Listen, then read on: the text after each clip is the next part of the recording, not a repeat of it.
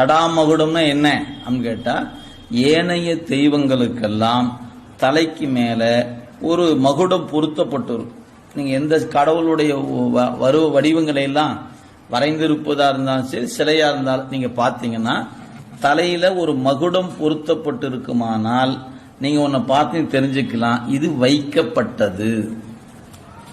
வைக்கப்பட்டன்னு அர்த்தம், ஒரு குறிப்பிட்ட நாள்ல தானே அது தலையில வச்சிருப்பாங்க, அதுக்கு முன்ன அவருக்கு இருந்திருக்காது இல்லைங்களா. வச்சா எடுக்கிறதுக்கு ஒரு நாள் இருக்குத்தானே செய்யும், அதுல ஒன்றும் சந்தேகம் இல்லை.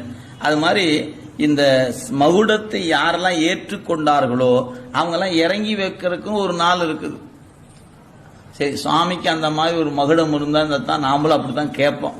ஆனா சாமிக்கு வேற மகுடம்லாம் இல்லையா, ஒரு சடையே மகுடம். ஏன் இங்க யாரும் ஏற்றியும் வைக்க முடியும், இறக்கி வைக்க முடியாது, அது அவரோடவே இருப்பது. ஏன், அவன் தாங்க என்றும் தலைவன், அவனுக்கு இயல்பாகவே இருப்பது. அப்ப தலைமை பண்பு அவனுக்கு இயல்பாகவே இருப்பது, யாரும் கொடுத்ததில்லை அவனுக்கு. இதுதான் சிவபெருமானுக்கான அடையாளம். எனவே சடை என்பது பழித்து சொல்லுகிற அடையாளம் அல்லங்க, அவன் தான் ஒப்பற்ற தலைவன் என்பதன் அடையாளம். எனவே சடை திருவேடத்துக்குரிய இலக்கணம், திருநீரு திருவேடத்துக்குரிய இலக்கணம்.